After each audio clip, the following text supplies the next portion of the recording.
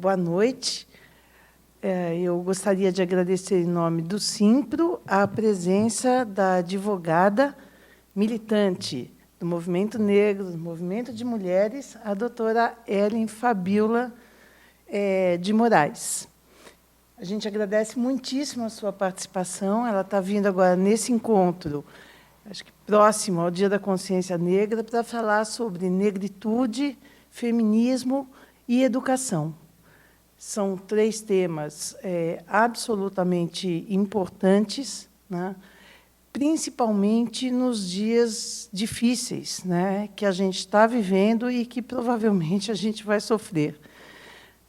Qualquer espaço que possa hoje reunir pessoas para poder discutir temas importantes a toda a sociedade, é fundamental, nesse momento em que eu acho que os valores democráticos estão sendo colocados em xeque. Então, juntar pessoas, né, nem que seja ao vivo, né, pelo Facebook, mas trazer pessoas para falar coisas importantes, temas contemporâneos, ultra atuais e de muita relevância, é sempre um exercício de fortalecimento da democracia, né? Especialmente para nós, professores, né? Parece que estamos sendo atacados frontalmente. Só lembrando que amanhã, às 9h, a comissão do projeto de lei da Escola Sem Partido volta a se reunir para tentar, mais uma vez, votar esse maldito desse projeto que precisa ser rasgado e jogado na lata do lixo. Tem transmissão ao vivo, então, quem não estiver em aula e puder assistir, então, depois acompanha pelo Simpro. Tá bom? Ellen, muito obrigada mais uma vez, e com você a palavra. Para a gente é uma honra contar com a tua presença aqui, viu? Boa noite a todos e todas. Eu gostaria de agradecer a todos, em nome da diretora, a presença, o convite. Para mim é que é uma honra estar podendo discutir. É um bate-papo que a gente vai ter hoje, falando de negritude, falando de raça, falando de gênero. Quão é importante nós discutirmos isso nas salas de aula para os nossos alunos. Então, para mim, realmente, é uma honra imensa. Eu agradeço a minha orientadora, a doutora Vera, que é uma professora militante, que realmente nos ensina e nos cativa nessa luta. E há 20 anos eu sou do movimento, não pertenço a nenhum movimento de classe, porque eu acredito que nós, negros, temos que ser negros em movimento. Então, eu comungo com essa fala, eu sou uma negra em movimento, eu estou me movimentando em todos os lugares, e me sinto muito honrada e muito feliz quando a gente pode estar, sem dúvida nenhuma, num espaço como o Simpro, onde nós temos educadores de escolas privadas preocupados com esta temática tão transversal, mas de suma importância para a cidadania, para a democracia do Brasil. Nós só poderíamos mudar o nosso país se todos nós pensarmos num coletivo, que somos raça humana e que não temos diferença. Se nós pensarmos como raça humana, sem dúvida nenhuma, o Brasil, o mundo será bem melhor. Mas sabemos que é uma luta, é uma resistência e uma luta diária, cotidiana, mas que tenhamos certeza que nossos filhos, nossos netos, né, nossos bisnetos, terão, sem dúvida nenhuma, um mundo bem melhor. Muito obrigada. Certo. Você quer começar? Então, vamos lá. Então, me fizeram esse convite para estar falando sobre negritude, feminismo e educação. Eu não vou ser muito palestrante, eu gostaria de interagir com o público, eu gostaria de aprender também um pouco com vocês, as experiências que vocês têm em sala de aula, e eu passar um pouco de movimento, de como mulher negra, de como militante negra, como feminista que sou. Então, está aberta todas as perguntas, podem me interpelar no meio, enfim. Vamos entender, vamos ter assim, um bate-papo gostoso. Eu acho que essa é a palestra mais saudável, né? Eu acredito que todos nós saímos aqui com um vasto conhecimento. Eu aprendendo com vocês e vocês aprendendo um pouquinho com o que a gente trouxe aqui. Antes de eu começar a palestra, eu comecei no movimento, eu comecei a trabalhar em órgão público desde 1990. Então, eu trabalhei na Secretaria do Menor, depois Secretaria de Assistência Social, e depois fui fazer Direito. E eu me deparei numa luta diária, porque aqui em São Paulo eu não sofria um racismo, um racismo de frente. Eu sofria um racismo camuflado.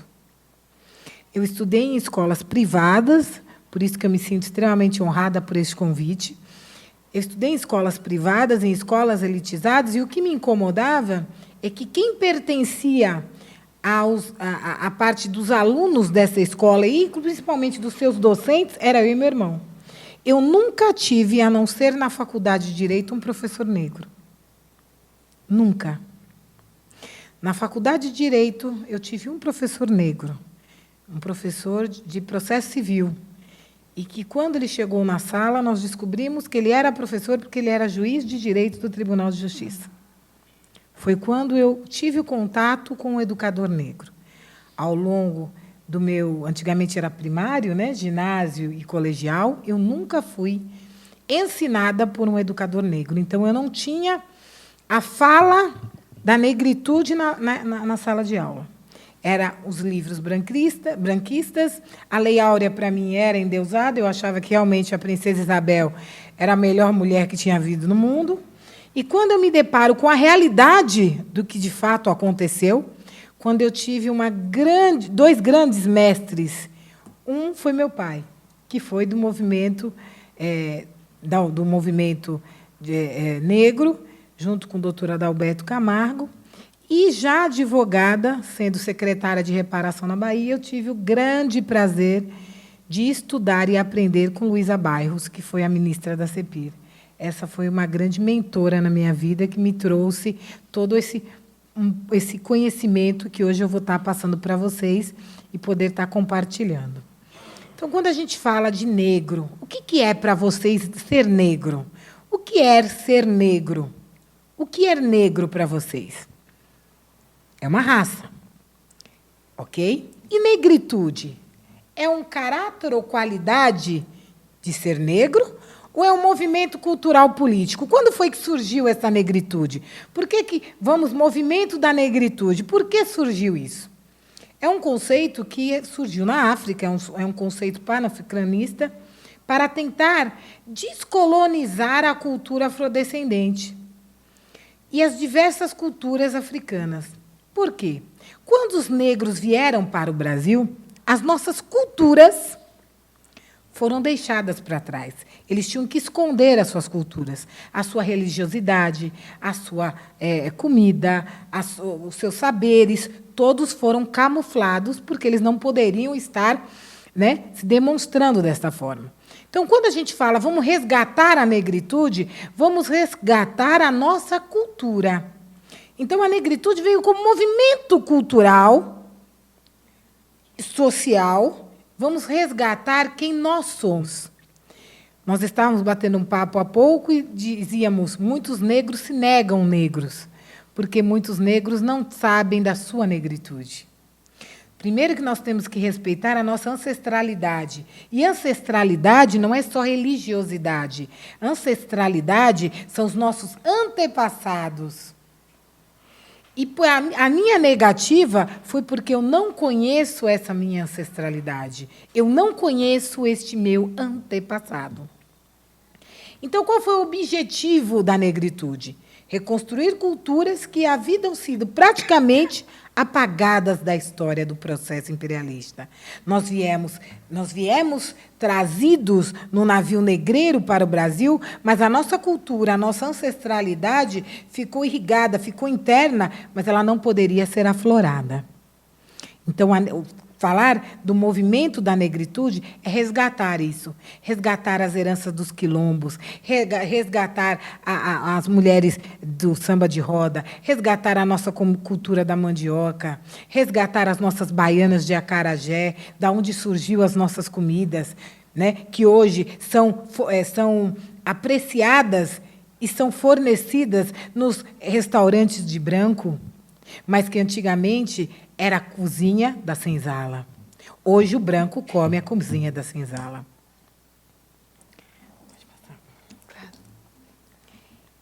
E, a partir deste momento, quando a gente fala de negritude, a gente fala de raça, a gente tem outro movimento. Quando a gente fala do movimento de reparação, de uma política de reparação, a gente trabalha com grandes classes. Raça, porque o negro, o índio, ele foi esquecido dentro de uma cultura branca, de uma cultura anglo-saxônica, onde nos foi passado que o que é bonito é branco, loiro e de olho azul.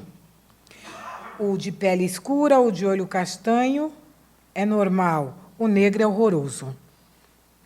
É assim que foi feito o ensinamento. Isso está tão intrínseco na nossa cultura que nós tínhamos a nega maluca, né? A nega maluca era uma boneca que andava com os cabelos espirrados, como se toda negra, com batom extremamente vermelho, que não condizia, né, com a beleza, com aquela saia, toda a roupa de chita, que era para ridicularizar a mulher negra. E aí veio um movimento chamado movimento feminista. Só que o movimento feminista, ele veio falar da mulher, hemogenicamente da mulher branca. Ele, em nenhum momento ele aborda a questão de raça. Então, o movimento feminista é também um movimento social, porque o movimento racial é um movimento social, é um movimento da sociedade que tem o objetivo de constituir o acesso a direitos iguais. Se eu estou pedindo direitos iguais para a raça e estou pedindo direitos iguais para a mulher, por que eu tenho que falar de uma transversalidade da mulher negra ou do homem negro? Por que eu tenho que ter esse recorte? Vocês vão ver à frente como a gente tem as especificidades de cada um. Então, nós tivemos um movimento racial. O movimento racial trouxe para nós o quê? Vamos discutir a raça negra, onde está sua cultura, onde estão seus saberes. É bonito, é lindo ver negro dançando, é negro ver lindo falando. Nós somos iguais, não temos diferença, apenas a melanina que nos difere. É apenas a melanina. Mas nós precisamos ter o recorte feminista, porque, a partir do momento, o movimento de raça ele foi um movimento tipicamente machista.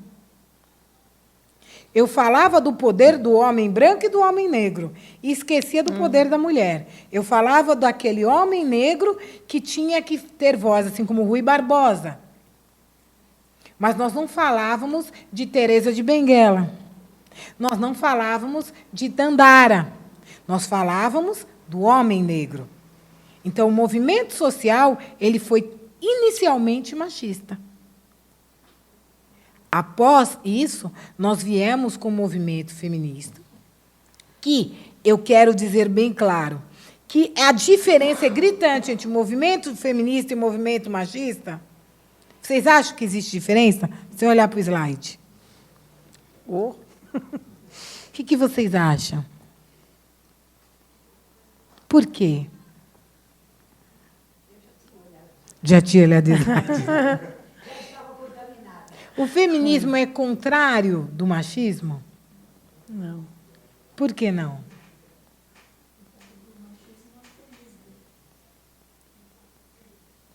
feminismo não quer mulher acima do homem, é só direitos iguais. Só isso. E o machismo? Vamos. É importante, essa fala dela é tá muito ao vivo, importante. é bom, você fala no microfone. Qual é a diferença do feminismo e do machismo? O feminismo é uma luta de mulheres e de homens, ou pelo menos deveria ser, de todos, a favor de direitos iguais entre homens e mulheres dentro da sociedade. Já o machismo é uma ideologia patriarcal, de que o homem é superior à mulher simplesmente por causa do gênero. Eu acredito ser isso sem olhar no slide. Perfeito. Feminismo é o contrário de machismo? Não. Enquanto o feminismo busca construir, foi o que a colega falou, construir condições de igualdade de gênero, o machismo tem um comportamento que coloca o homem em grau de superioridade. Eu sou o homem da casa. Não tem aquela fala muito de interior, o homem é a comieira do seu lar? É uma fala machista. Por que a mulher anda atrás? É um comportamento machista. E eu vejo que esse comportamento ele ainda é encontrado nas grandes esferas de autoridade. Quando você vê um presidente, a sua esposa está sempre atrás, ela nunca está ao lado. A primeira-dama ela anda um passo atrás. E nunca ao lado, nunca de mão dada. Já perceberam esse protocolo? Né? Então, é um machismo que está intrínseco culturalmente. Talvez, até um dos maiores desbravadores sociais de movimento social, que foi o presidente Lula, que a Marisa andava atrás. Olha onde estava. Doutora, isso não é a liturgia do cargo? Porque a rainha da Inglaterra anda na frente e o seu marido anda atrás. Não tem a ver com a liturgia do cargo também isso? Porque a maioria dos mandantes é do sexo masculino. Então, o protocolo, na minha opinião, o protocolo indica que o dono do cargo, o mandante, vá à frente e o acompanhante vá atrás. Agora eu vou lhe provocar. Eu me lembrei da rainha da Inglaterra, por exemplo, que ela anda à frente e o príncipe Philip anda que atrás. É uma forma de um protocolo machista, mas por conta de ser a rainha da Inglaterra. Mas agora eu vou lhe provocar, vou provocar a todos. O Obama não andava, a Michelle não andava atrás. Ele andava com ela de mão dada. Celso, né? Eu acredito que esse protocolo foi inventado porque nunca se esperava que uma mulher fosse adquirir um cargo também, como a rainha. né? Pode Também, ser. Até porque era proibido, né? Então, eu acredito que o protocolo foi inventado pelos homens, porque nunca se esperava que uma mulher chegasse ao poder para que isso acontecesse. Perfeito, perfeito. Mas O poder é masculino, né? o poder é masculino. É.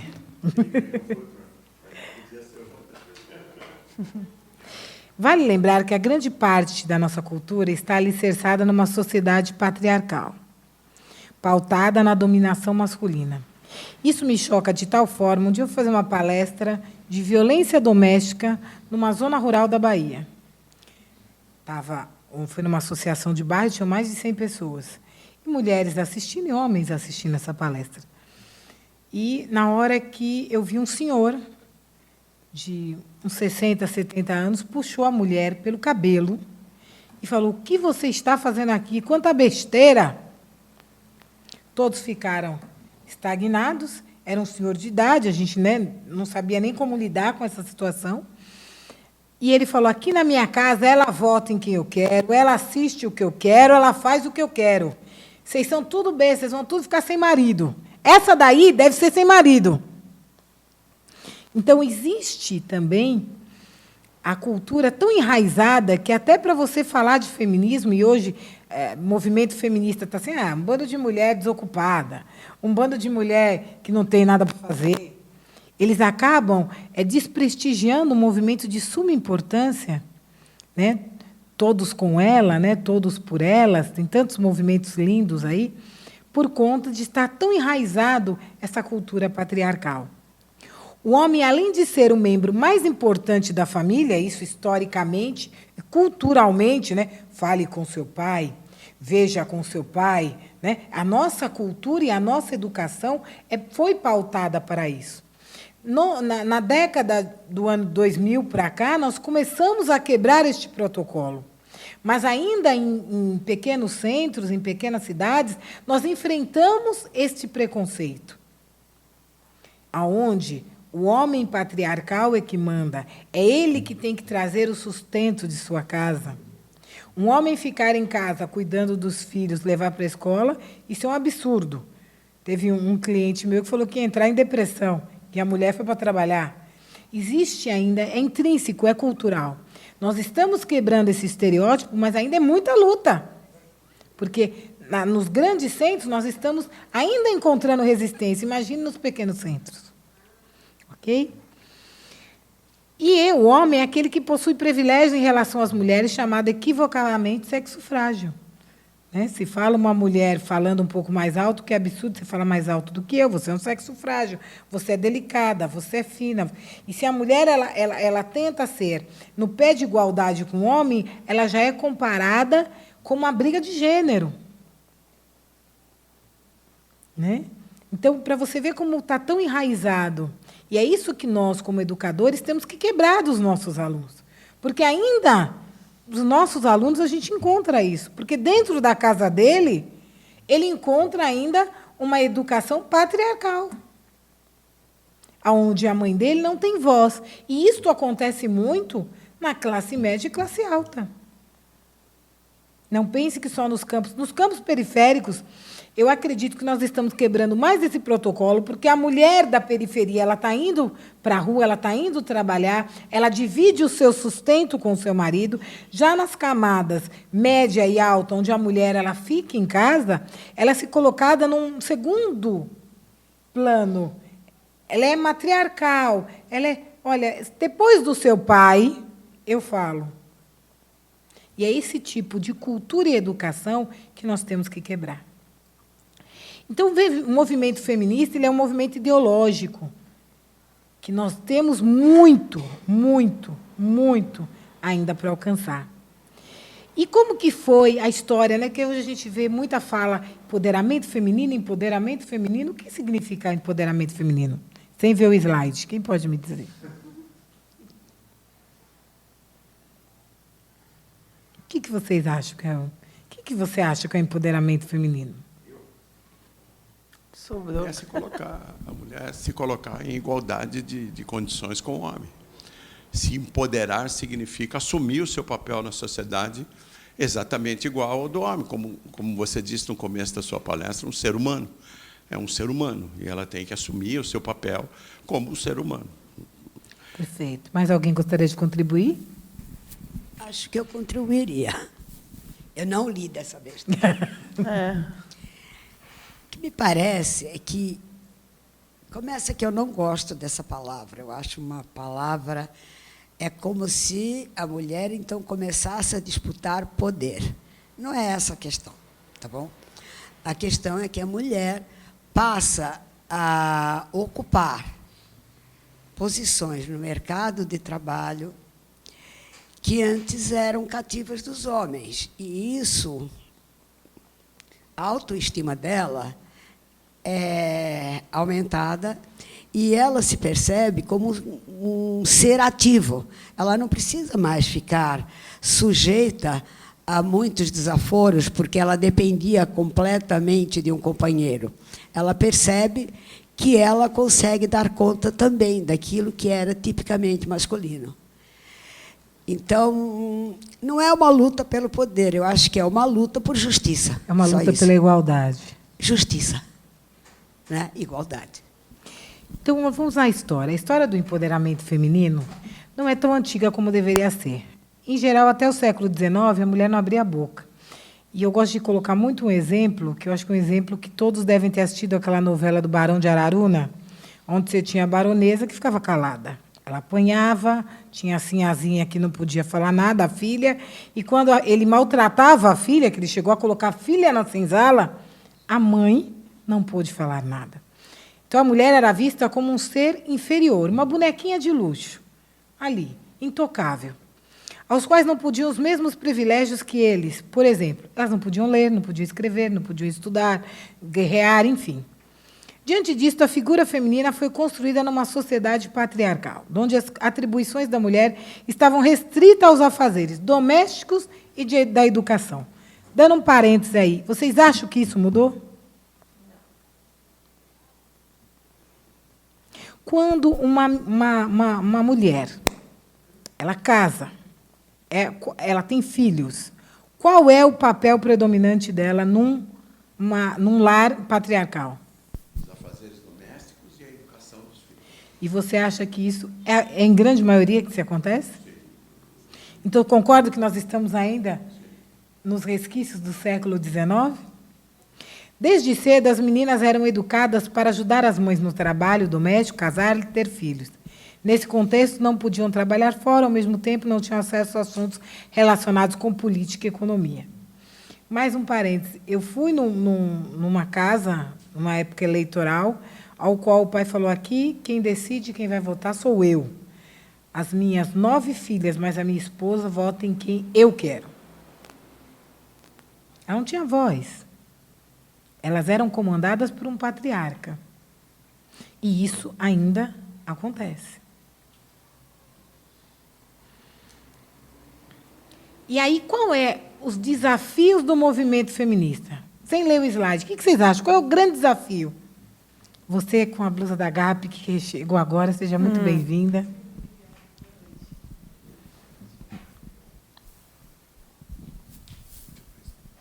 Boa noite. Os desafios são muitos. E daqui para frente vai ser mais ainda. Um deles é a questão do poder, sim. Economicamente, a mulher não tem base, ela não tem estrutura. E, hoje em dia, a busca dessa estrutura está começando por conta de mudança de pensamento ideológico. E o empoderamento, ele dá poder. Ele é a questão de poder. É uma potência que as mulheres não têm, né? Elas não têm em relação à sua vida profissional, à sua vida econômica, à sua vida familiar. Ela sempre se posiciona com o marido do lado. E eu acho que as dificuldades que vão chegar e que o feminismo está para enfrentar, primeiro, eu acho que é o ideológico. As pessoas não entendem ainda o que é o feminismo, para que ele serve, para que ele atua. As próprias mulheres não sabem para que serve. O feminismo também tem um problema grande em relação aos educadores e aos ministrantes de faculdades grandes. E, enfim, eu acho que a estrutura ela está se corrompendo, está se desconstruindo, na verdade, acho que essa é a palavra certa, mas que existe um trabalho, mas eu acho que é ideológico, assim, entender o que é o feminismo e para que ele serve.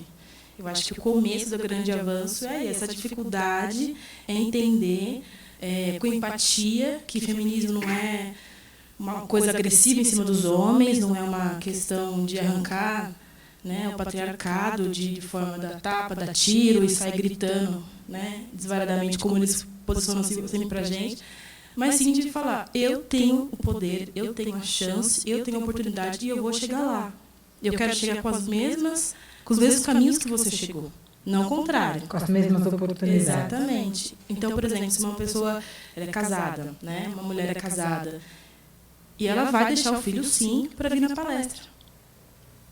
Vai deixar o filho com o marido, você faz a janta, vai lavar a louça, faz as coisas que eu vou estudar, eu vou fazer a minha profissão e você fica em casa.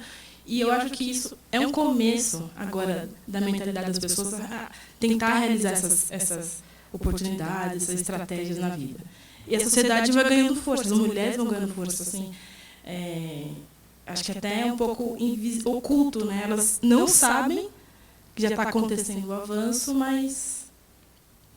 Eu vou fazer uma outra pergunta a todas, principalmente as mulheres. O feminismo, né, é um movimento de mulheres.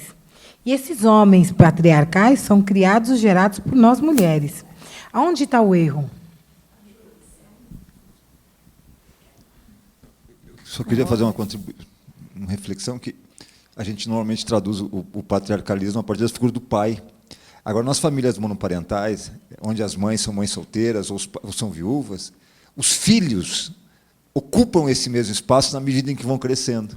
Verdade. São tão machistas quantos, porque isso é uma representação muito cultural, né? Porque a gente sempre é o pai que manda, mas na ausência desse pai, ou por mãe solteira, ou porque é viúva, enfim, por alguma coisa, os filhos, à medida em que vão crescendo, por uma questão de ordem cultural e opressora, eles ocupam esse mesmo espaço de mando, de primeira opinião e de indução de como é que a casa funciona e de colocar a sua mãe, muitas vezes, e isso acontece muito assim, em mães de mais idade e aposentadas, que muitas vezes sustentam a família, isso no interior acontece muito, mesmo assim, tendo poder econômico, é o filho mais velho que ocupa esse espaço de representação do patriarcalismo cultural enraizado. Aí eu volto a perguntar, e onde está o erro? O erro, ou onde está o desacerto, né? Que eu não acredito que seja um erro, é um desacerto. Porque esses homens principalmente esses homens que são filhos de ou mãe solteira, ou mães viúvas, as famosas matriarcais, como é que elas desconstroem o matriarcalismo e jogam para um patriarcal ao longo do tempo, sendo que isso deveria ser diferente? Onde é que... A própria mulher está reproduzindo, ao educar o filho para uma estrutura patriarcal. Divisão de tarefa entre irmãos, por exemplo. Entre a irmã e o irmão. E outra pergunta, o que a gente muito fala, quando a gente vai ter uma criança, né, vai ter um bebê, se é menina, a gente enche de rosa, ela compra 500 mil bonecas e bonecos, e se é menino, coloca o quarto azul, verde, marrom, amarelo, aí é outras cores, e lota de carrinho. A gente nunca coloca a menina para brincar com carrinho. E a gente nunca coloca o menino para brincar de boneca. Até para ele aprender a trocar a fralda da mamãe e bebê, do que seja. A gente, culturalmente, educacionalmente, já damos para ele os estereótipos. Você é macho, ela é fêmea. As suas qualidades e o que ela tem que fazer está aqui, estereotipado numa sociedade, é isso que ela vai ter que fazer. E você, meu filho, quando crescer, tem que ser um grande marido, um grande filho, tem que sustentar a sua casa, tem que cuidar da sua mulher. Nós, culturalmente, erramos. É uma herança. Concorda? Pode falar.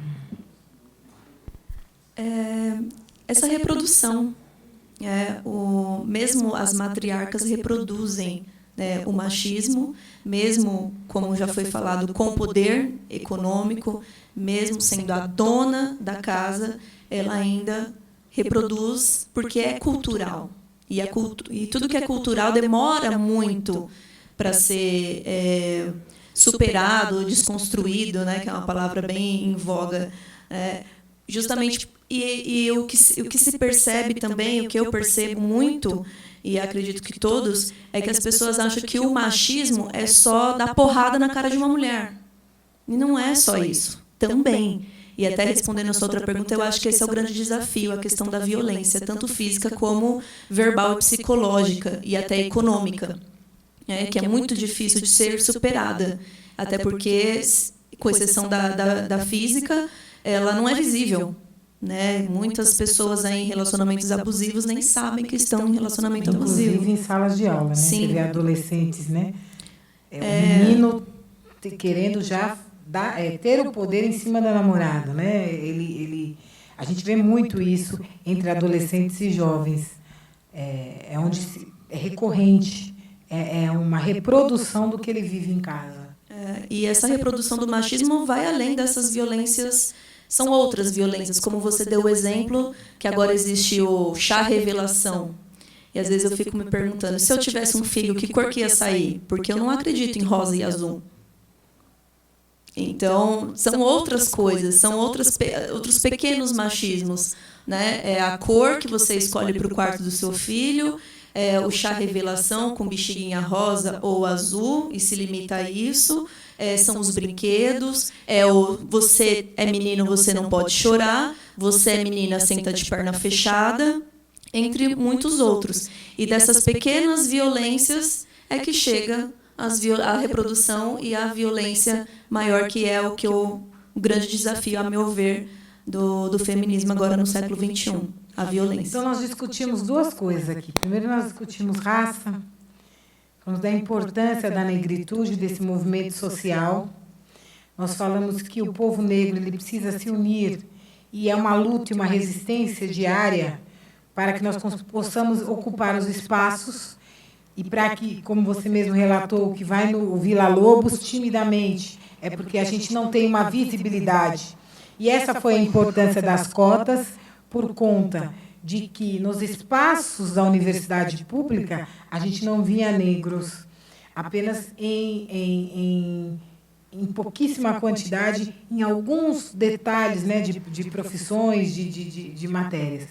E hoje você vê, tem uma visibilidade maior, e esse povo, na verdade, ele se agrupa para se autoproteger. né? Então, a cota ela foi importante pela visibilidade. Nós falamos do movimento da negritude, da importância do negro se colocar e se empoderar de fato. Falamos da mulher hegemonicamente, globalmente, dizendo que a mulher ela precisa estar nos espaços de poder. E agora eu vou puxar vocês uma coisa que me afeta quanto mulher, quanto negra e quanto mulher negra. Porque nós somos a minoria da minoria. Se você não ver negros em escola, mulher negra que você não vai ver mesmo. Se você não vê no corpo docente das universidades professores negros, mulher negra é que você não vai ver mesmo. Se você não vê no judiciário juízes e juízas negros, mulher negra, juíza que você não vai ver mesmo. Porque nós somos ainda a minoria da minoria, saindo da todas as mulheres que transpuseram essa muralha, saíram das cozinhas, saíram da periferia, da lavanderia. E a gente vai ver histórias de mulheres maravilhosas, mas que saíram desse contexto. Eu era doméstica, eu quebrei, eu estudava de madrugada, eu ficava lá lavando, e aí eu fui fazer a faculdade, depois eu fui ser juíza, mas eu ainda continuava doméstica, até que eu consegui passar no... É uma resistência, uma persistência da mulher negra. Porque ela, de todos os preconceitos, é a que mais sofre preconceito. Ela sofre triplo preconceito. Então, nos últimos anos, tivemos um grande processo de reformulação de mudanças. Nós sabemos que de 90 para cá, nós estamos, né, ano a ano mudando. Temos muito que mudar, mas mudamos muita coisa. De ampliação de direito, de acesso a políticas e bens e serviços. No entanto, quando a gente faz um recorte racial e de gênero, porque nós falamos de raça e falamos de gênero, mas não fizemos o recorte de raça e gênero. Identificamos que as mulheres negras, um quanto da população está em condição de vulnerabilidade, de fragilidade, sem garantia nenhuma. E aí eu vou chegar num tema, a origem do feminismo negro. Porque, na realidade, nós estamos falando de um movimento feminista, nós estamos falando do direito da mulher, mas por que feminismo negro? Se não tem feminismo, para que feminismo negro? Já não tem o movimento de negro, para que feminismo negro? Não tem machismo negro? Eu já ouvi isso. Para que feminismo negro se nós não temos machismo negro? O feminismo negro é um movimento social e um segmento protagonizado por mulheres negras, com o objetivo de produzir e trazer visibilidade às suas pautas e reivindicar os seus direitos. No Brasil, se deu em 1970, a partir de uma forte demanda de mulheres negras feministas. O movimento negro tinha sua face sexista. O movimento negro sentava, mas ele não discutia os problemas e as problemáticas da mulher negra. O que ela enfrentava? Não, eu discutia que raça. Eu discutia o negro, mas eu não fazia nenhum tipo de recorte. As relações de gênero funcionam como fortes repressoras da autonomia feminina e impediam que as ativistas negras ocupassem posições de igualdade junto aos homens negros. Até dentro do movimento, para uma mulher fazer parte de uma diretoria do movimento negro é uma luta, porque ele é patriarcal. O movimento feminista tinha sua face racista preterindo as discussões do recorte racial e privilegiando as pautas que contemplavam somente as mulheres brancas. Então, o movimento feminista ele falava de uma mulher em geral, mas contemplava a mulher branca.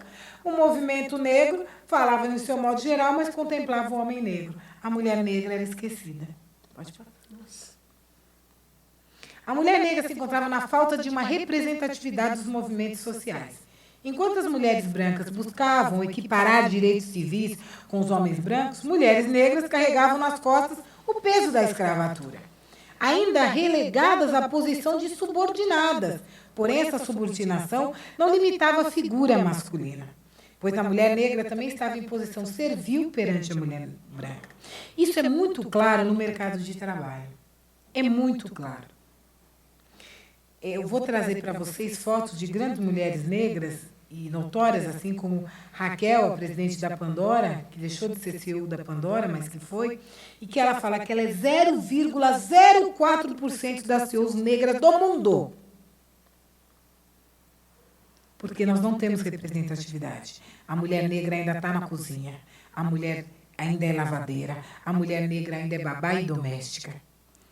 A que transpassa essa realidade é uma guerreira. E ninguém olha para essa mulher. E o feminismo negro teve que fazer esse recorte. A partir dessa percepção, a conscientização a respeito das diferenças femininas foi ganhando cada vez mais corpo. Eu participei da conferência, de todas as conferências nacionais de política racial e de política de mulheres em Brasília. Eu fui representante municipal, estadual, e fomos a Brasília, eu representava o estado da Bahia, à época. E mesmo lá, quando a gente colocava a pauta do feminismo negro, era uma luta. Porque vinha a Bahia com essa pauta, através de Luísa Bairros, de Vilma Reis, de Valdeci Nascimento, de mulheres educadoras, grandes educadoras. Mas quando a gente enfrentava uma nacional, onde tinha mulheres de São Paulo, mulheres do Rio, lá vem a baiana querer discutir feminismo negro. Nós conseguimos trazer isso para os outros estados, essa fala da importância desse recorte. Mas foi a duras penas, porque o movimento negro, já existe um movimento negro, a gente não precisa de um movimento feminista negro. Vinha o negro, não, já tem o negro, não precisamos, já tem a diretoria de mulheres, ó, a diretoria de mulheres. Não é a mulher diretora. E não é a mulher presidente do MNU. Vocês já viram a mulher presidente do MNU? Ou do negro? Tinha ali o setor, ó, tem um setor lá para vocês, viu?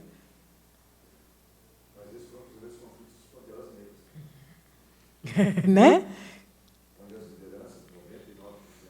Eram homens.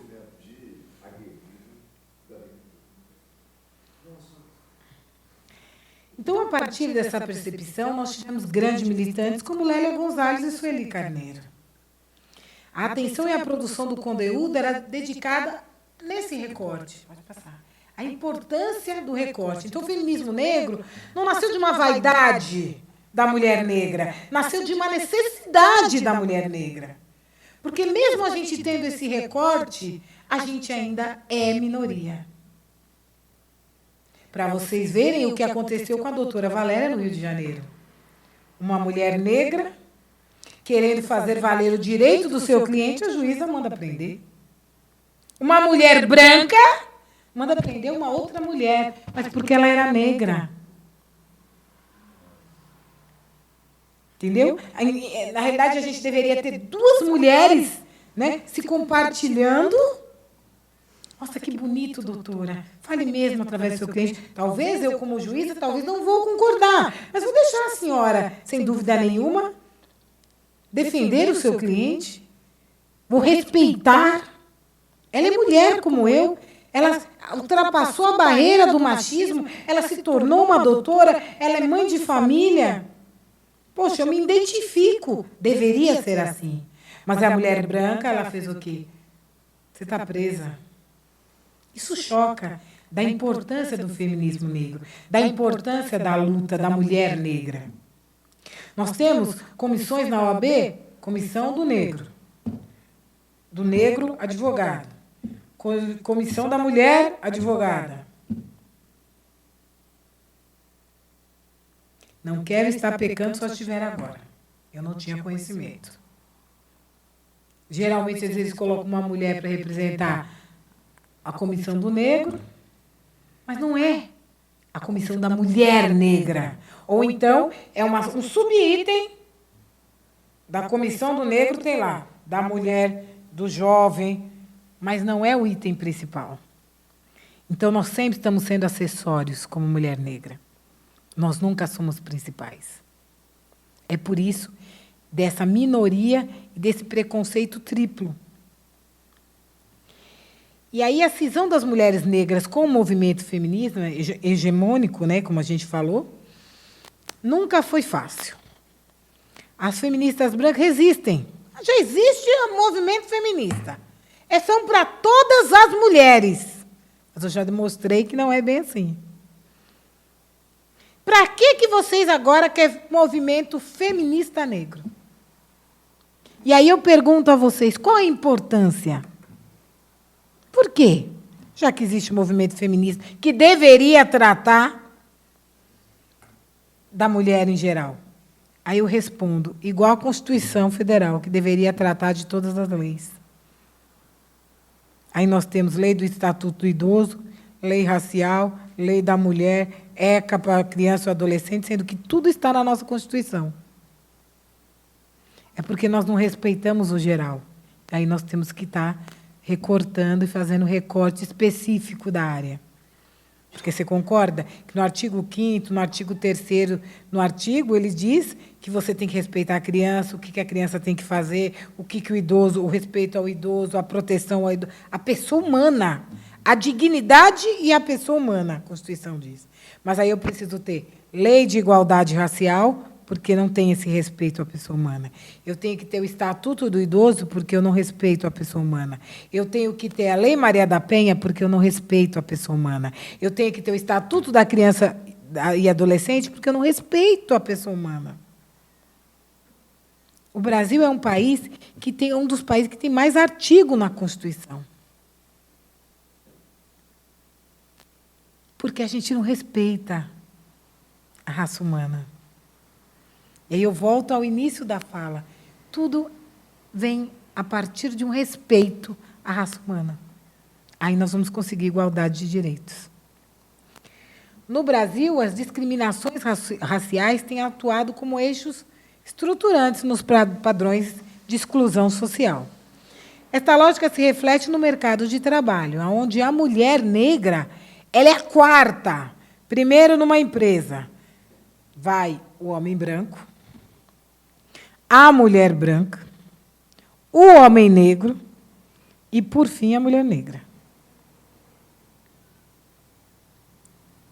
Essa é a realidade de qualquer empresa. Estamos nós, uma, é que aqui, ele, ela, o senhor e ela. Vai primeiro o senhor ser entrevistado, não foi qualificado, vai ela, não foi qualificado, vai ele, não foi qualificado, vai ela. Nós, quanto mulheres negras, temos que nos desdobrar 4 vezes mais para mostrar a nossa capacidade para ocuparmos espaços de poder. E aí eu pergunto, aonde está a educação nesse viés? Nas salas de aula, onde está a nossa fala nesse viés? Como que a gente consegue mudar o quadro? O que, quanto educadores, podemos fazer para mudar esta triste realidade? Passei o microfone. Podem responder. Não muda ainda, não, tem um finalzinho. Deixa eu só, de novo, meter a minha colher. A Silvia falava que amanhã tem a discussão sobre a lei da A lei da mordaça. A lei da mordaça. Escola né? sem partido. Que a gente trabalha muito do ponto de vista da questão de gênero. Agora, os mesmos mecanismos pretensamente moralistas incluídos nas questões são aquelas que mais aparecem e aí também vem um tipo de racismo, porque outros mecanismos não estão colocados na pauta, são esses que vão... Porque se a ideia é desideologizar a educação, no que se for tratar das questões de gênero, das questões de raça, e dessa conjunção raça e gênero na processo de educação, estes que hoje combatem a questão da lei mordaça também vão se incomodar se esse tema for tratado não só de forma transversal, mas de forma mais contundente no processo de formação das crianças. Ou seja, esta lei da mordaça ela também tem outros vieses, que não é só esse viés tão... Principalmente o viés mais aparente é a questão de gênero, né? A ideologia de gênero e a questão ideológica, de esquerda e de direita. E a questão ideológica e partidária de esquerda e de direita, que não se pode dar na educação. Agora, junto com isso, vem tudo aquilo que representa posturas de ordem ideológica. E isso que tu defende é uma postura de ordem ideológica. E, portanto, ela tem lado. E, portanto, ela incomoda. E, portanto, ela também é oprimida. O docente também é formador de opinião e, por isso, traz em sua função educacional e social o compromisso de se debruçar sobre esses assuntos e discussões que contribuam para a produção de conhecimentos que mudam posturas. Nós somos responsáveis. Em 1960, 70, nós fomos para a rua. Educadores foram para a rua. Jovens estudantes foram para a rua. Em busca de um país diferente. Então, nós, quanto educadores, temos esse papel. Embora, por muitas vezes, não entendível, porque, às vezes, você se debruça numa diretoria escolar, né, de colégios privados e faculdades privadas, mas nós temos esse papel de trazer a discussão diuturnamente sobre a questão de gênero e raça, do respeito às diferenças, porque somos diferentes, mas somos iguais em direitos. Ninguém é igual ao outro, nem que venha do mesmo ventre. Gêmeos, na mesma hora, não é igual. Mas somos iguais em questões de direitos. Então, para a produção do conhecimento, que vão mudar posturas ainda preconceituosas e racistas, que ora excluem, ora dificultam a inserção da raça negra, em forma geral, no sistema de ensino. Pode mudar. E o que me incomoda, não sei se é o slide que vem a seguir, mas antes de eu chegar a isso, eu vou falar um pouco de discutir comunidades e lutas de mulheres negras. Quantos de vocês discutiram comunidades quilombolas nas escolas? Aí vem a escola e diz, eu trato de raça. Mas nunca falou para um aluno que aqui em São Paulo tem quilombo, em Santana do Parnaíba. Nunca falou para um aluno o que é um quilombo. Porque o aluno só pensa que quilombo é dos Zumbi dos Palmares. 90% de nossas crianças só conhecem o quilombo dos Zumbi dos Palmares. Isso tanto de escola privada ou pública. E aí eu digo, cadê a Lei 10.639? Cadê a executividade desta lei? Explica, por favor, da Lei 10.639. Pula um slide, pode pular. O que é a Lei 10.639? A Lei 10.639 é uma lei que obriga, dentro da Lei de Diretrizes de Educação, que insira a história e a cultura afro-brasileira. Ela obriga, ela é uma lei. Aí o que foi que eu trouxe para vocês um slide? Por que de sua não executividade? É uma lei federal, promulgada,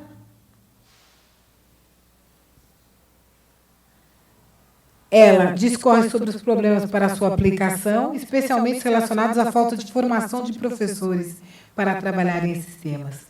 Primeira coisa, o Ministério da Educação nunca se preocupou com a formação efetiva, a não ser que seja pincelada, porque pode ser alguém na live, ela é uma louca, existe formação, existe curso, aonde que é disponibilizado para o professor fazer uma especialização nessa temática. O senhor é professor de História, o senhor foi em algum momento chamado para, olha, venha fazer o curso, porque, como eu falei, nós somos criados que a Lei Áurea era maravilhosa, que a princesa Isabel veio num cavalo lindo e disse, aboliu a escravatura. Só que nós não falamos, na realidade, da lei do sexagenário, que foi uma farsa, da lei do ventre livre, que foi outra farsa, e isso está tudo inserido na história e cultura afro-brasileira. A dificuldade também está no campo da educação, e aí é que eu digo, do Ministério da Educação, da Secretaria de Educação, de reconhecer a importância dessa lei para a compreensão da história do Brasil. Nós somos 51% da população. E eu digo que nós somos 100% quase. Porque todos vocês, sem dúvida nenhuma, se pegar a sua árvore genealógica, tem um negro na família. Minha avó casou com negro, minha tia casou com negro. Então, nós somos 100% da população. Porque a raça brasileira é negra. Ah, não, eu vim do Sul. Eu sou alemão, meu pai era holandês, porque a negativa da nossa raça e a negativa da importância é porque quando fala, nossa, é descendente da onde? Ah, da Alemanha, da Espanha, de italiano, de português. Ninguém lembra de falar assim, ah, mas eu tenho um histórico, eu tenho também, eu sou descendente de negro também.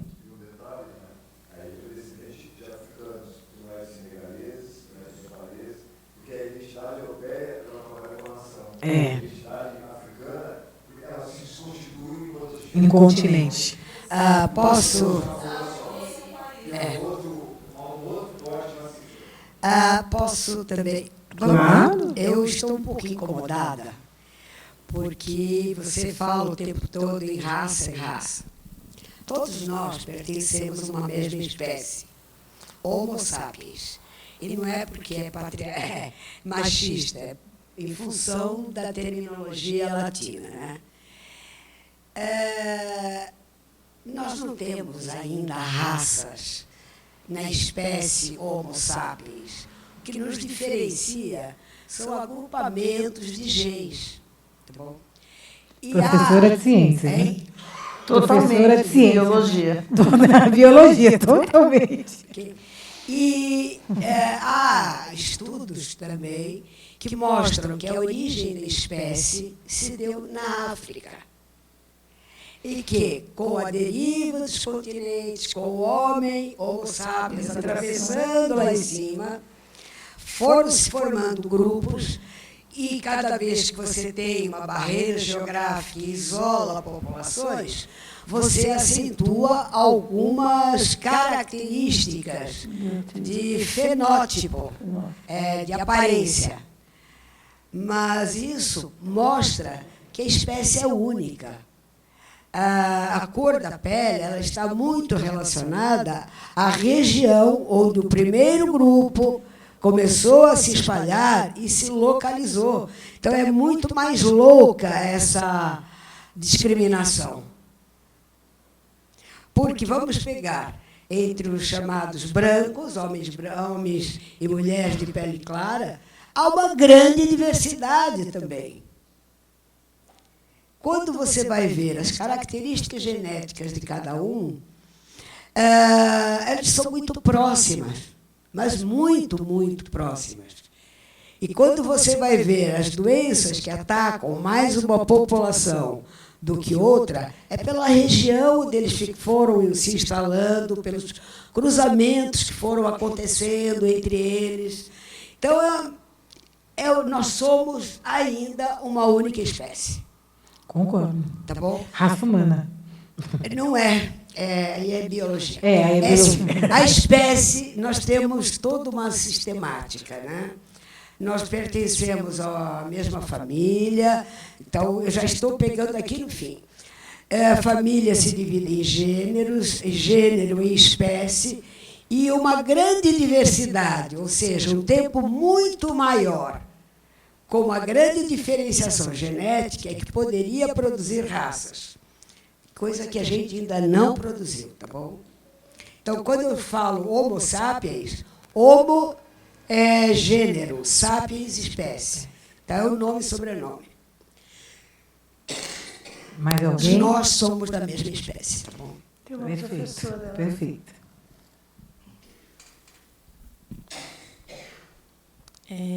Essa fala eu acho um pouco perigosa. Todo mundo sabe de onde viemos, a geração, biologicamente, mas essa fala é perigosa por quê?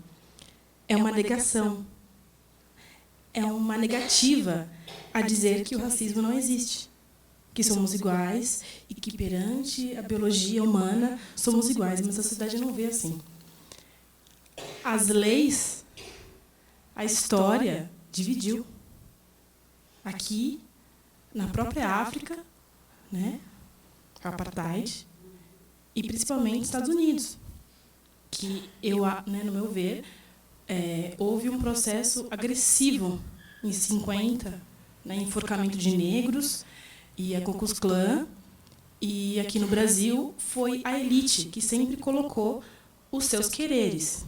Eu quero isso, eu quero aquilo. em relação às pessoas negras. Então, eu acho que seria um avanço mundial pensar, voltar à base e pensar, somos seres humanos comuns.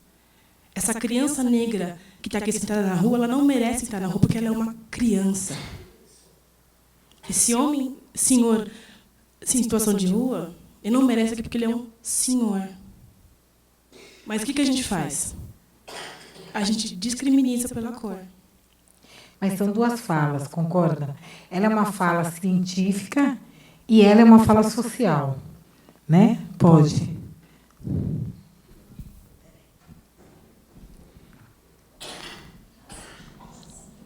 Bate-papo está ótimo. Desculpa, doutora, mas eu queria também fazer esse breve contraponto, porque, de fato, se a gente for puxar a questão biológica, científica, e, sobretudo, depois do projeto Genoma, lá se dúvidas havia, cientificamente essa discussão está resolvida e pacificada. A questão é que o debate ele é também, e no caso do Brasil, para pegar a nossa realidade específica, claro, a África do Sul, os Estados Unidos, mas é uma questão, o racismo ele é histórica, culturalmente e socialmente construído. Né? A gente identifica uma diferença, nesse caso a cor da pele. E aí a gente começa a atribuir virtudes e problemas, para usar um eufemismo. Né? O branco é bacana, é legal, é confiável, é trabalhador. O negro é perigoso, é vagabundo, ele não gosta de trabalhar, ele é traidor. A gente faz da diferença uma desigualdade e repete exaustivamente isso de maneira a enraizar na sociedade, na cultura, e a promover comportamentos de intolerância e de perseguição. Então, acho que a discussão ela comporta vários e diferentes olhares. E ela precisa ser enfrentada também a partir desses vários e diferentes olhares. Só para construir um paralelo, claro que guardadas as devidas proporções, porque a gente vai entrar numa outra, mas vamos lá, o conceito de minorias. Numericamente, matematicamente, as mulheres e os negros são maioria na população brasileira. Mas sociologicamente, historicamente, culturalmente, há impedimentos, obstáculos, barreiras para que essa maioria matemática se transforme na maioria social. Então, ela continua sendo uma minoria, ou elas continuam sendo uma minoria. Só para a gente olhar para esse cenário de uma maneira multifacetada. Perfeito. E para contribuir um pouco que você falou, na realidade você falou que o negro ele é a sua maioria, mas o negro que se afirma negro é sua grande minoria. O social está nisso. Na realidade, eu sou negra, eu me coloco como negra. Ela acabou de falar que se descobriu com 15 anos. Iguais a ela, tem vários que se negam. E por que a negação? Por diversos. Medo do preconceito, medo da exclusão, não querer ser minoria. E isso vem de casa. Muitos pais falam, olha, não fique falando muito de negro, não fique discutindo muito essa coisa, porque isso não vai te levar em nada. Vai te levar, sim, à sua identidade.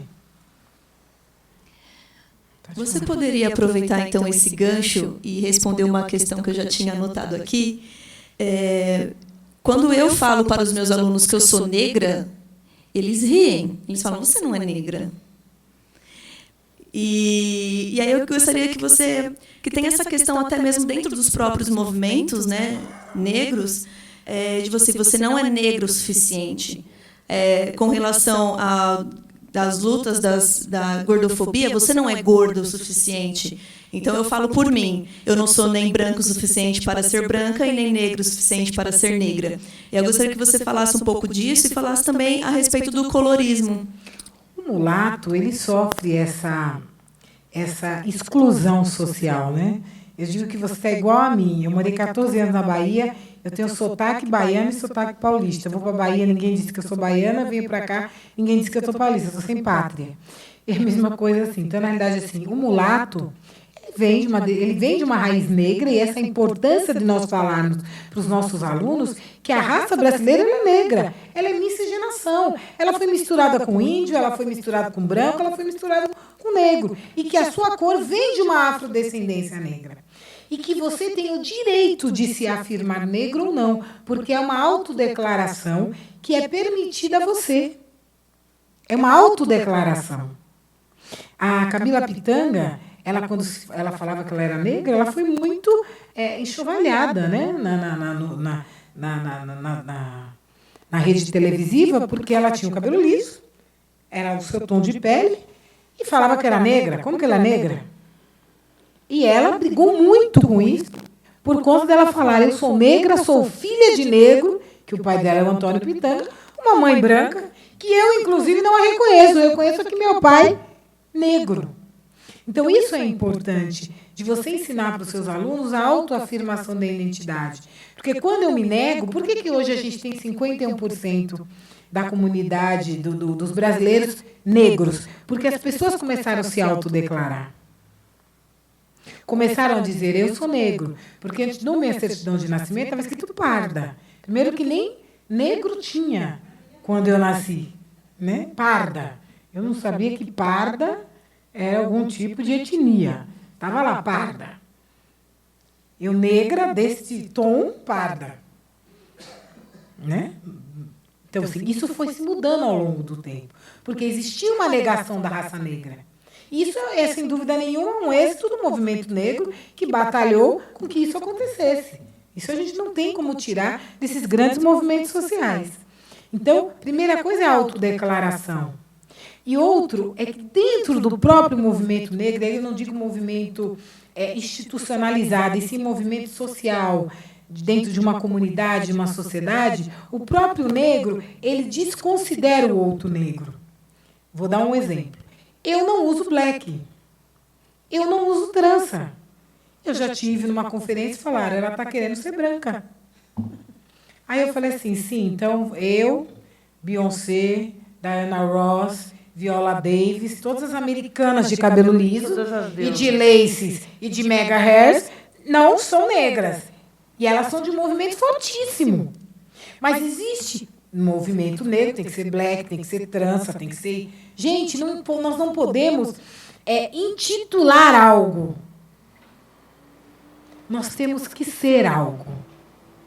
Eu, quanto mulher negra, filha de pai e mãe negra, mas tenho bisavô branco de olho azul, porque minha bisavó era portuguesa. Mas eu sou negra, porque eu sou raça brasileira. E fugindo um pouco, mas é raça brasileira no contexto de dizer que todos nós brasileiros temos essa mistura.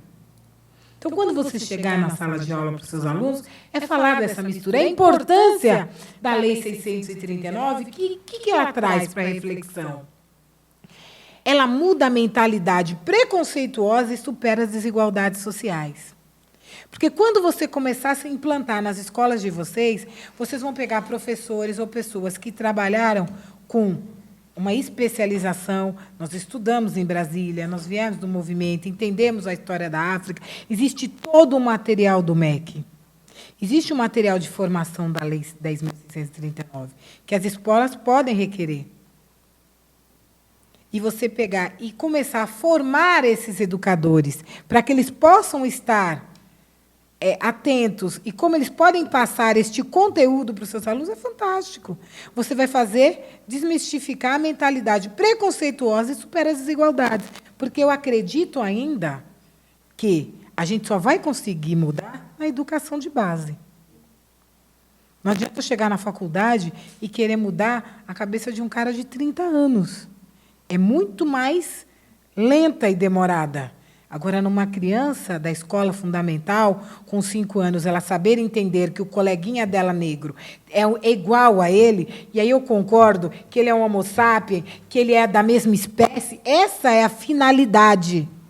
É o final de tudo. Mas nós precisamos desbravar o social. A finalidade é que todos somos de uma mesma espécie. Mas nós tivemos vários recortes sociais. Pode mudar. E aí nós estamos, eu trouxe para vocês, por conta de eu falar da minoria, né, das mulheres negras, eu trouxe algumas mulheres que eu realmente tenho como referência e como representatividade.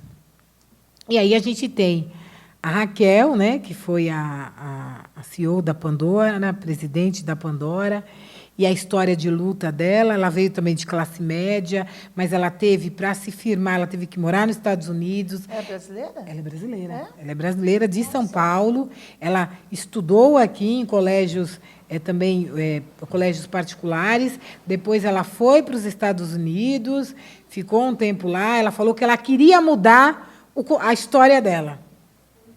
Ela queria mudar. E ela foi para os Estados Unidos, e aí ela aprendeu. Ela falava assim, que para ela mudar, ela tinha que aprender a falar inglês. Ela é administradora de empresas, eu assisti uma palestra dela, é fantástica, fantástica, e eu realmente é uma mulher que nos traz uma representatividade, quanto mulher negra, que ultrapassou a barreira da minoria. Pode passar. Aí nós temos a Joana Dark Félix, eu não sei se todos vocês conhecem, é uma cientista química fantástica, né? De 53 anos, PhD, trabalhou na NASA, é uma mulher fantástica, negra. E muitos dos nossos alunos nem sabem que essa mulher existe. Né? Pode passar. Aí nós temos aqui, vocês falaram, a desembargadora Luiz Linda Valois, ela é de Salvador, primeira juíza negra do Brasil, ela foi doméstica, grande parte da faculdade dela, ela estudava na cozinha da onde ela trabalhava, enfim. E aí se tornou advogada no estado da Bahia, passou em alguns concursos, tornou juíza, desembargadora e foi ministra dos Direitos Humanos, ainda finalizando, a doutora Luiz Linda Valois, é fantástica. Nós temos a primeira engenheira negra do Brasil, Enedina Alves Marques, era uma paranaense, e era empregada doméstica. O que eu trouxe para vocês é que todo o histórico anterior é empregada doméstica, é lavadeira, é da cozinha, que ultrapassou os limites da cozinha, né? Saiu da senzala e foi para a sala grande.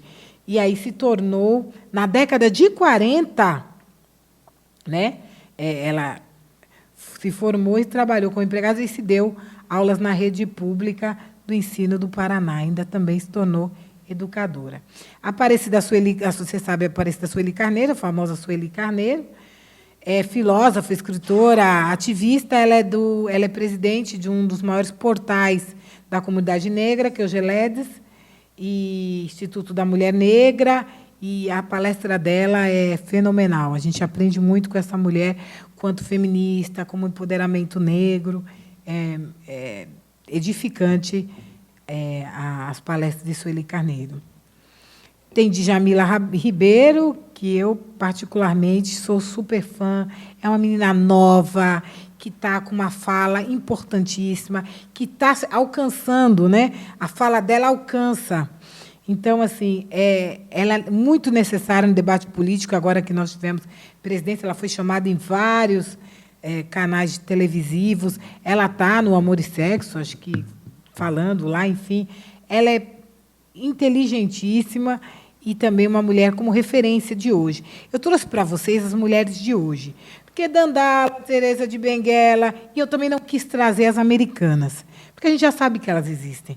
A gente já sabe que eles estão um pouquinho à frente da gente, que, na realidade, o que foi construído, o movimento negro americano, ele é diferente do brasileiro. Houve-se uma unificação e houve-se uma restituição. Quando a gente fala de quilombo aqui no Brasil, muitos não sabem que existe o reconhecimento do quilombo e que essas terras são dadas pela fundação, através da Fundação Palmares, pela União, para esse quilombo poder se fazer. E nos Estados Unidos, essa reparação de terra aconteceu logo quando eles foram abolidos. E isso construíram-se cidades, universidades, eles se formaram realmente verdadeiros clãs de força, de união. Então, é diferente a gente tratar do movimento negro, do racismo nos Estados Unidos com o racismo aqui. Lá foi muito gritante, mas lá também houve uma união maior, ao qual eles conseguem, né? Tanto que conseguiram. O Brasil, que é um país muito mais negro do que os Estados Unidos, não conseguiu fazer um presidente negro até hoje. E os Estados Unidos conseguiu. Então, a gente diz que lá está muito à frente da gente. Mas Djamila vem com uma fala fantástica nesse sentido, é uma filósofa, eu, inclusive, indico, ela tem livros fantásticos, e, se alguém puder ler, é fantástica.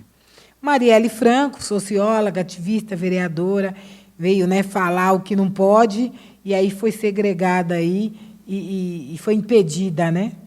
Foi assassinada e foi impedida de continuar na luta. Mas é uma mulher que vai ficar como referência, tá? Uma mulher negra, nova, jovem, e que a fala dela é muito importante, principalmente na periferia do Rio de Janeiro. A periferia do Rio de Janeiro ela é 95% de negros. É uma periferia onde, de fato, onde houve a abolição, a periferia foi enraizada. E lá saem movimentos culturais importantíssimos. O rap, o funk, a comida, né? A própria feijoada, né? No Rio de Janeiro é referência. Então, acho que a gente tem que... o samba, né, do Rio de Janeiro é uma cultura negra. E, na realidade, a gente diz muito hoje que o negro, ele se negando, ele está perdendo esses saberes, perdendo essa cultura para os brancos. Os brancos estão se apropriando da nossa cultura. Mas não é porque eles estão se apropriando, roubando, é porque nós estamos nos negando. Eu falo, negro, acorda. Porque, a partir do momento que você nega a sua ancestralidade, sua religiosidade, sua cultura, você faz com que outro agregue, né? Se você perceber, hoje você tem uma grande quantidade, se a gente falar em questão da religiosidade, candomblé, umbanda, que é brasileira, enfim, mais o candomblé, que é o que veio da África, um grande número de pais de santos e de presidentes religiosos em brancos, porque o negro está se negando, né? Então, porque deixaram que a gente não gostasse, falava que era a religião do mal, falavam que era uma coisa que vinha do ruim, porque nós éramos do tudo que era de ruim. Então, o negro, ele hoje, isso é consciência negra, se conscientizar do seu saber, da sua cultura e da sua história. Isso é se conscientizar. Consciência negra diz que ela veio como referência a Zumbi, que foi um dos maiores conscientizadores da sua cultura e da guerra racial desde os seus primórdios. Mas o negro de hoje, ele tem que se apropriar e se conscientizar. Eu me negar porque eu vou sofrer preconceito, eu vou fazer com que essa minha raça, essa minha cultura, esse meu saber acabe e não seja mais. Não tenha mais.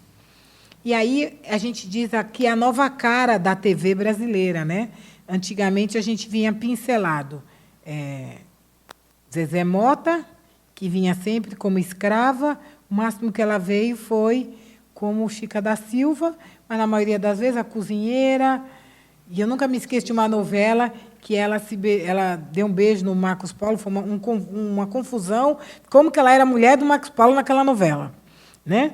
Aí nós tínhamos a Ruth de Souza, se você vê, você nunca viu a Ruth de Souza em papéis como hoje a gente vê Thais Araújo, né? Sharon Menezes e essas.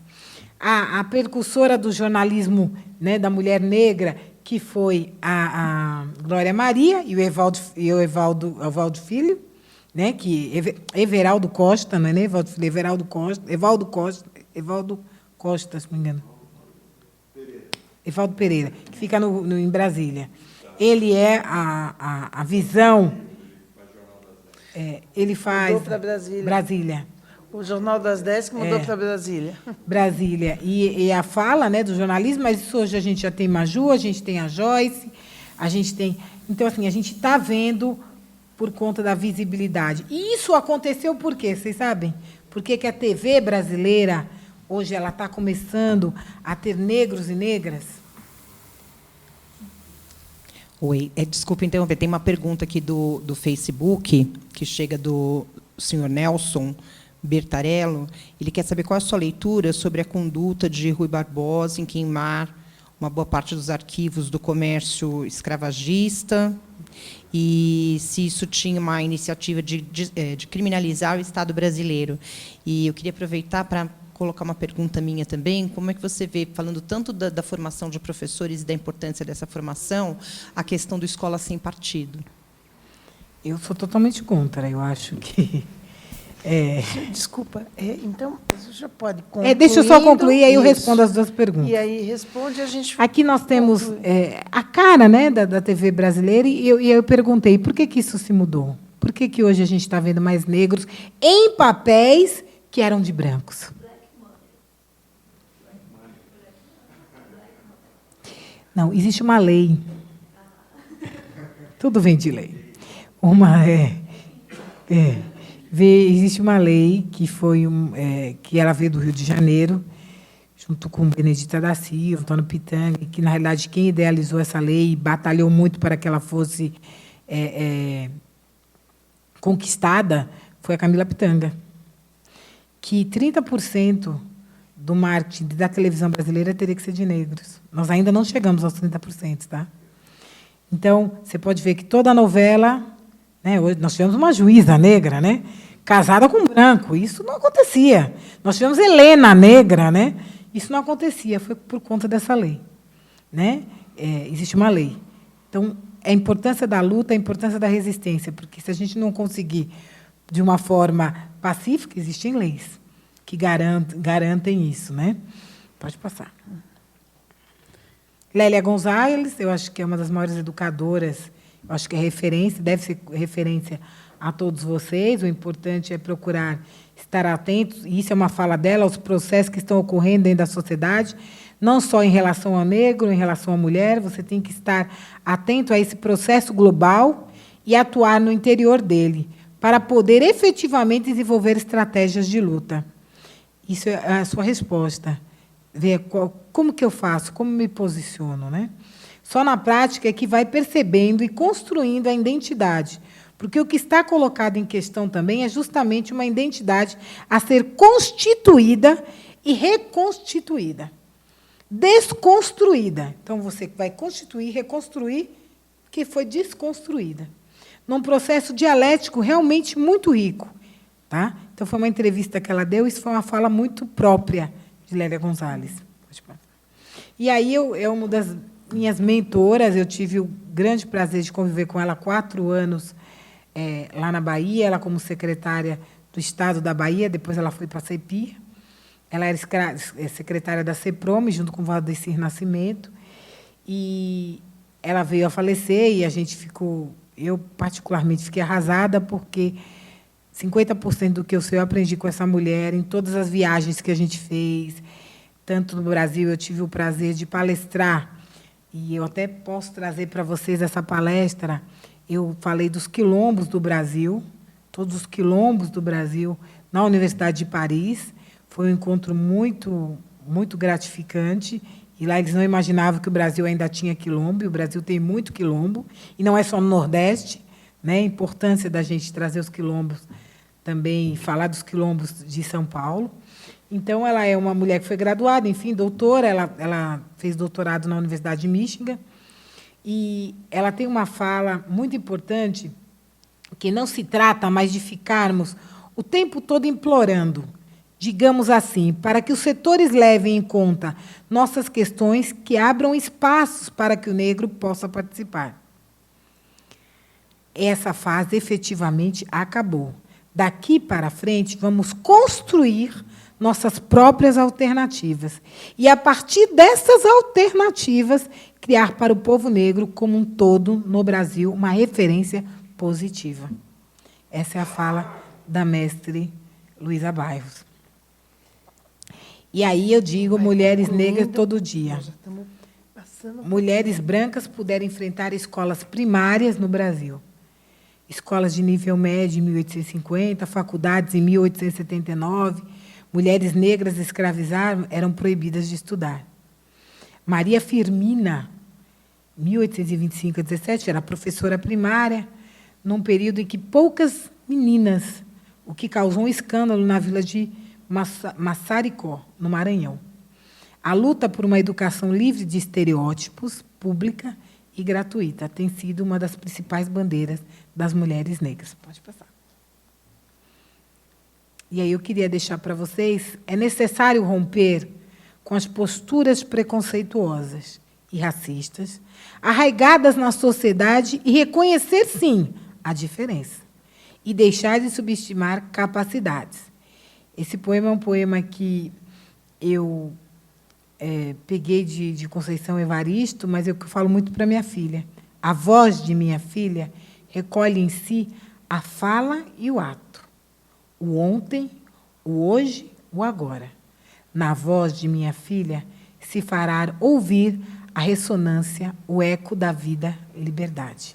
O que nós queremos é ser livres e igualdade de direitos. Obrigada.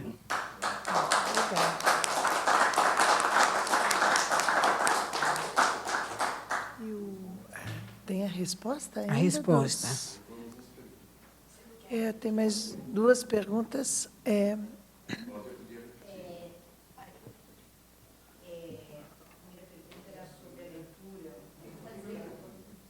De Rui Barbosa, ter queimado os arquivos. Ter queimado os arquivos e até que ponto isso era uma iniciativa já de criminalizar o Estado brasileiro.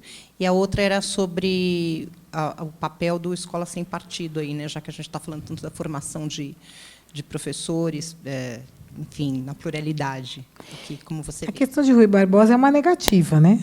É o se negar, né? É o negar a sua cultura. É o que eu falo. E existem muitos negros com essa mesma conduta de negar a sua história, negar a sua identidade. Até que ponto isso é crime? Criminalizar Rui Barbosa? O negro já foi tão criminalizado. Será que esse seria o papel correto? Em que momento que aconteceu isso? Eu, como advogada, eu analiso muito em que momento aconteceu, de que forma aconteceu, né, e o porquê aconteceu. É uma negativa. Muitos negros se negam à sua história. Muitos negros se negam até de ser negros. Então, então eu tenho que criminalizá-los? Sem dúvida nenhuma, é a negativa da nossa história, porque ali estava a história. Quanto à Escola Sem Partido, para mim é um absurdo. Eu não acredito. Se passar, nós vamos estar regredindo tudo que a gente acredita como educação. Eu não comungo, não aceito, não acho certo. Eu acho que a liberdade de pensamento conquistada, a liberdade educacional conquistada do militarismo para cá, nós conseguimos uma democracia de pensar, uma democracia de saberes. E aí eu estagnar, eu não consigo nem falar sobre isso, porque isso é uma coisa que não me... Não, é sem comentários. Cruel. Bom, tem mais perguntas? Ficou alguma dúvida? Eu queria... Ela tem mais uma pergunta. Oi? A gente está encerrando. Tem mais uma pergunta? Seria sobre... É uma dúvida sobre o movimento feminista em geral, né? O termo homem feminista ou homem pró-feminista. Eu gostaria que você falasse um pouquinho a respeito. Tem algumas vertentes do feminismo que não aceitam chamar um homem de feminista. Elas preferem chamar de pró-feminista. Como que você vê essa guerra dentro do próprio movimento? Você acha que agrega, que atrapalha? Qual que é o papel do homem dentro do movimento feminista, a seu ver? Eu só, rapidamente, queria... Você trouxe aí mulheres negras fenomenais, de fabulosas. Sucesso. De sucesso, não, e que contribuíram muito, né? E que conseguiram se colocar.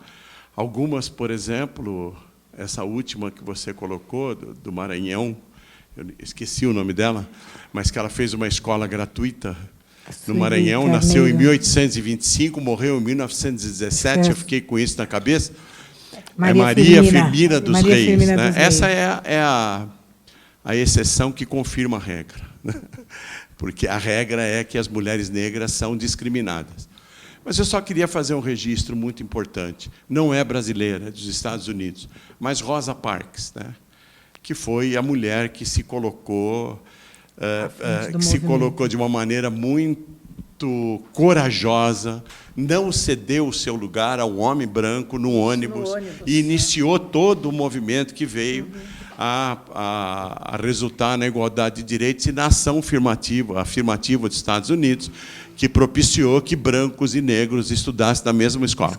Você falou sobre os guetos, os clãs que se formaram nos Estados Unidos, mas foi exatamente para apartar o negro dos brancos. Nem sempre a educação... Tinha educação, mas nem sempre a educação negra do negro tinha a excelência da educação dos brancos. Então, Rosa Parks foi a mulher... Todo mundo lembra do Martin Luther King, mas Rosa Parks foi a mulher que foi a ponta de lança exatamente para que esse movimento se consolidasse. Desculpa, mas eu penso que nós deveríamos lembrar dessa mulher valorosa e corajosa. De suma importância. E eu queria parabenizá-la pela brilhante palestra. Muito obrigado. Obrigada.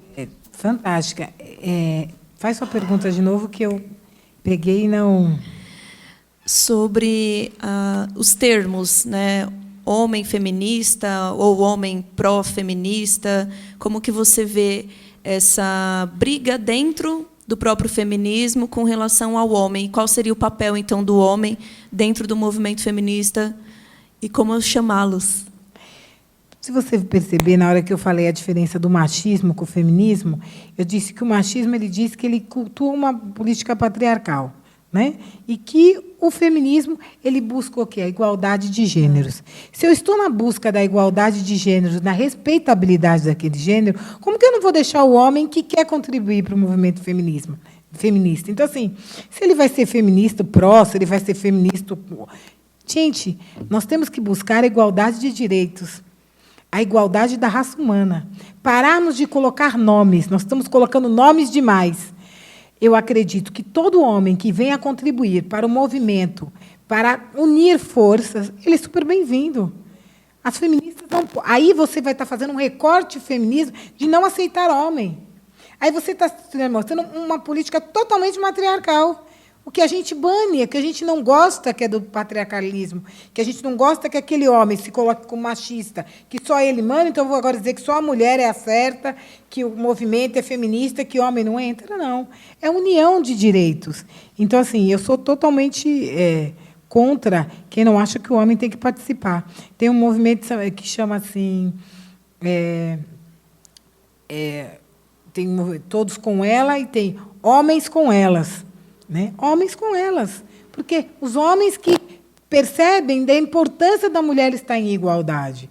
E se a gente conseguir se unir ao homem, o homem começar a perceber, identificar da importância da igualdade da mulher, a gente está super bem. Porque aí a gente vai conseguir a igualdade de direitos, a igualdade salarial, a igualdade de autoridade. Nós somos poucos, olha, no cenário político, onde a gente tem falas há anos do empoderamento feminino, nós ainda não somos nem 30% no Congresso Nacional. Nós não somos 30% na Assembleia Legislativa. Nós não somos 30%, hein? Estou falando do mínimo de 1/3. Nós não somos 30% na Câmara Municipal. Então, nós temos que parar de achar que não podemos nos unir. Nós temos que nos unir para chegar aos 50-50, para que você ganhe a mesma coisa do que um professor, que um CEO mulher, um CEO homem ganhe a mesma coisa, que um juiz... Não digo as carreiras públicas, a gente sabe que é igualitária, mas de empresa. Engenheiros de empresa aí, porque engenharia civil, né, que é uma profissão extremamente machista. O homem ele consegue entrar na obra. A mulher engenheira vai para o escritório. Nós temos que tirar isso. A Marinha, eu lembro que o meu sonho era ser da Marinha. Quando eu vi os cargos que eu ia ocupar na Marinha, eu desisti. Eu falei, eu não vou para o navio, eu não vou... Não, eu ia ficar ali na parte administrativa da Marinha. Por quê? A policial... Ela não vai muito para a rua, a não ser que tenha... Vai 3 policiais e uma mulher. Você nunca viu uma viatura só de mulher? Porque ela é sexo frágil, não pode colocar só a mulher numa viatura. Entendeu? Por que nenhuma ministra da Defesa foi mulher? O Ministério do Bolsonaro, ele só colocou mulher por pressão, porque ele só estava colocando homem. Homem. Temer também, não. Dos ruralistas. Dos ruralistas. Sabe? Então, assim,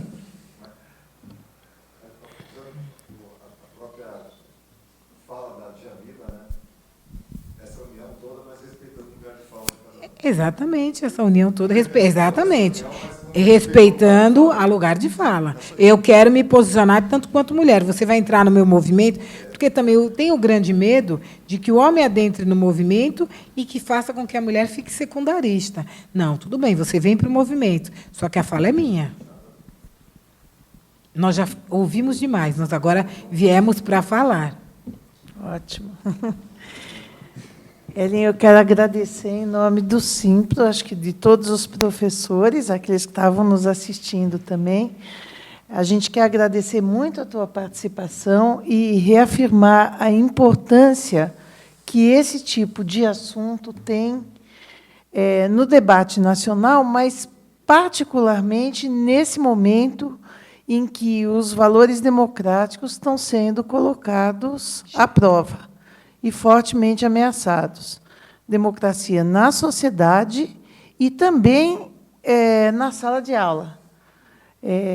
Questão tanto de gênero, né, do movimento feminista, a questão da diversidade, do respeito, da questão da negritude, elas estão seriamente ameaçadas. Todo o esforço que foi feito desde 2003, 2004, quando a LDB foi alterada, todo o esforço acumulado ele está sendo fortemente ameaçado pelo movimento Escola Sem Partido. Que, independentemente de lei, eu realmente espero que ela seja considerada, o projeto de lei, a lei alagoana, né, que já foi aprovada, seja considerada inconstitucional e leve de arrastão todos os outros projetos de lei, mas o estrago já está sendo feito. Por isso que fomentar o debate entre nós, conversar, sem medo, né? E é muito importante nesse momento. Então, é assim, todo mundo segura a mão de todo mundo, né? Ninguém solta a mão de ninguém agora. Tá? Boa noite, então. Obrigada, viu?